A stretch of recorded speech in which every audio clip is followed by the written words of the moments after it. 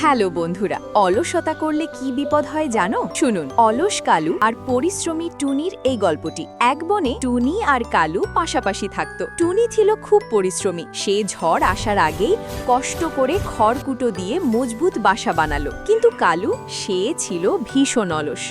টুনিকে কাজ করতে দেখে সে হাসতো আর বলতো, আরে ধুর, এখন তো আরাম করার সময়। সে তার ভাঙা বাসাটা আর ঠিক করলো না। হঠাৎ একদিন শুরু হলো ভয়ঙ্কর ঝড়। টুনির মজবুত বাসায় সে নিরাপদে ছিল, কিন্তু বাতাসের ধাক্কায় অলস কালুর ভাঙা বাসাটা ভেঙে চুরমার হয়ে গেল। বৃষ্টিতে ভিজে কালু কাঁপতে কাঁপতে টুনির কাছে আশ্রয় চাইল। টুনি দয়ালু ছিল, তাই সে কালুকে নিজের বাসায় জায়গা দিল। কালু নিজের ভুল বুঝতে পারল।